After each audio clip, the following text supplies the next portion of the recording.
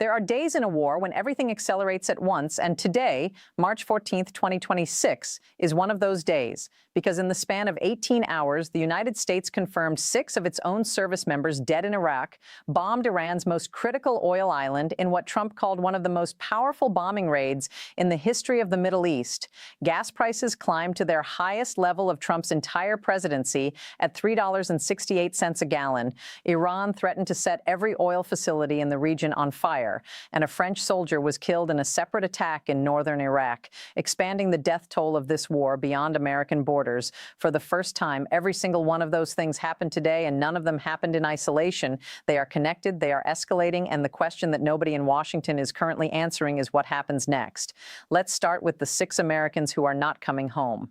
On Thursday, March 13th, a U.S. Air Force KC-135 Stratotanker went down over western Iraq near the town of Tarabal along the Iraqi-Jordanian border while supporting Operation Epic Fury, the military campaign against Iran that began on February 28th. And by Friday morning, U.S. Central Command had confirmed what families across the country were dreading. All 6 crew members aboard that aircraft are dead, bringing the American death toll in this war to 13 service members killed in combat or related incidents, with roughly 140 more wounded, 8 of them severely. The KC-135 is not a combat aircraft. It is a flying gas station, a refueling tanker whose job is to extend the range of fighter jets and bombers by meeting them in the air and transferring fuel mid-flight.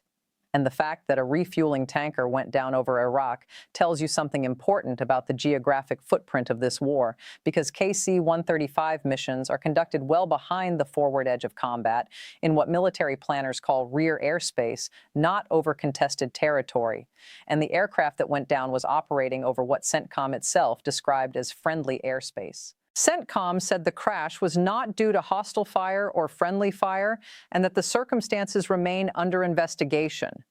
But the Islamic Resistance in Iraq, an umbrella group of Iranian-backed militias operating in western Iraq, claimed responsibility and said they shot down the aircraft with, in their words, the appropriate weapon, and additionally claimed they hit a second KC-135 and forced it to make an emergency landing, a claim partially corroborated by flight tracking service Flight Radar 24, which showed a second KC-135 declaring an emergency before landing in Tel Aviv. That same evening, Chairman of the Joint Chiefs General Dan Kane stood at the Pentagon podium alongside Secretary Hegseth on Friday morning and said the crash occurred while the crew was on a combat mission over friendly territory in western Iraq. And Hegseth, in the same press briefing where he confirmed the deaths, said war is hell. War is chaos, and bad things can happen, and called the 6 crew members American heroes whose sacrifice would only recommit the mission. The KC-135 costs $39.6 million per aircraft, according to Air Force procurement records, has been in continuous service for more than 60 years, and is one of 376 units currently on active duty in the U.S. Air Force inventory. It is one of the oldest platforms in American military aviation, based on the Boeing 707 passenger jet first delivered in 1965, and it does not always carry parachutes, a detail that became significant when analysts noted that the aircraft going down in a mid-air incident over friendly territory with 6 people aboard who had no apparent way to eject represented exactly the kind of non-combat loss that is hardest for military families and the public to process. This is the 4th manned U.S. aircraft publicly acknowledged to have been lost since Operation Epic Fury began 16 days ago. The previous 3 were F-15E Strike Eagles shot down over Kuwait in a friendly fire incident on March 1st, in which all 6 crew members safely ejected, meaning the KC-135 loss is the first to produce American fatalities from an aircraft incident in this war.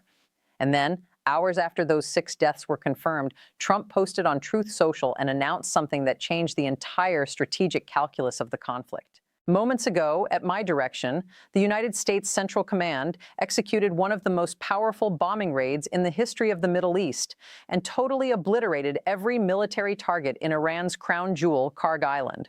Those are Trump's exact words, and they represent an escalation that military analysts, oil market specialists, and geopolitical strategists had been warning about for 2 weeks. Kharg Island is a 5-mile stretch of coral and rock approximately 15 miles off the coast of Iran in the northern Persian Gulf. Gulf. It is about the size of New York City's Central Park, but its strategic importance to the global economy is almost impossible to overstate. 90% of Iran's crude oil exports pass through Kharg Island's terminal, which has a loading capacity of roughly 7 million barrels per day. And those exports go primarily to China and India, the world's largest and third largest oil consumers, respectively. Iran earned $53 billion in net oil export revenues in 2025, approximately 11% of the country's entire annual GDP, according to research published by Petros Katinas, a fellow at the Royal United Services Institute. And essentially, all of that revenue flows through the terminal on Kharg Island, which is why the island has been described by energy analysts as the backbone of Iran's oil trade infrastructure and the primary gateway for the oil revenues that fund everything from government salaries to the IRGC's missile program. U.S. Central Command confirmed Saturday that the strikes destroyed 90 Iranian military targets on the island, including naval mine storage facilities, missile storage bunkers, air defenses, the Joshan Sea Base, an airport control tower, and a helicopter hangar, while deliberately preserving the oil terminal itself. Trump said he chose not to wipe out the oil infrastructure on the island, in his words, for reasons of decency. But he immediately added a condition that transforms that restraint into leverage, should Iran or anyone else do anything to interfere with the free and safe passage of ships through the Strait of Hormuz. I will immediately reconsider this decision. That sentence is doing significant work. Trump is telling Iran and the global oil market and China and India and every shipping company that moves cargo through the Persian Gulf that the oil terminal on Kharg Island is one Iranian provocation away from becoming a target. And the immediate response from Iran confirmed that Tehran understood the message exactly as it was intended. Iran's armed forces issued a statement within hours. If oil infrastructure on Kharg Island is attacked, all oil and gas infrastructure in the region in which the U.S. and its allies have interests will be set on fire and destroyed. And Iran has already demonstrated in this war that those threats are not empty, with drone attacks hitting oil facilities at the UAE port of Fujairah on Saturday, a fire breaking out at the terminal after drone debris fell following an interception by UAE air defenses, and Iran warning UAE civilians to stay away from the country's main ports. The UAE's civil defense authorities confirmed that debris from a successful interception struck a building in central Dubai. Iranian missiles and drones have now killed 6 people and injured 141 others in the UAE, the majority of them civilians. And the IRGC has formally informed UAE authorities that U.S. hideouts in their country are legitimate targets following the Kharg Island strike. Brent crude oil closed above $103 per barrel on Friday, the second consecutive day above $100 for the first time since 2022. And that number has surged more than 40% since Operation Epic Fury began on February 28th, meaning the price of the oil that powers the global economy has increased by 40% in 16 days. And the gas that American drivers are buying today at an average of $3.68 per gallon, according to AIA, has gone up 23% since the war started. $3.68 is the highest gas price of Trump's entire presidency, and it is still moving upward because oil prices historically lead gas prices by several days, meaning the Kharg Island strike and Iran's retaliatory threats are going to show up at the pump in the coming week in ways that Americans will feel every time they fill their tanks. Trump said he believes U.S. Navy escorts for oil tankers through the Strait of Hormuz will happen soon. And a senior Iranian official told CNN that Tehran is considering allowing some vessels to pass through the strait, but only if the cargo is traded in Chinese yuan rather than U.S. dollars, a condition that would represent an extraordinary geopolitical concession and a direct blow to dollar dominance in global energy markets if accepted. Meanwhile, the death toll from U.S. and Israeli strikes inside Iran has reached at least 1,444 people killed and 18,551 injured since February 28th, according to Iran's Ministry of Health.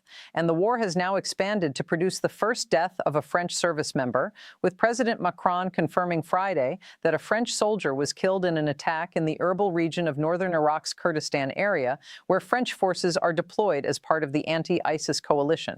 Macron called the attack unacceptable and said the conflict in Iran cannot justify strikes on forces deployed in Iraq under a completely separate international mandate. And his statement signals the beginning of a diplomatic friction with Washington that could complicate Allied support for the operation if French casualties continue to mount. The war is now in its 16th day.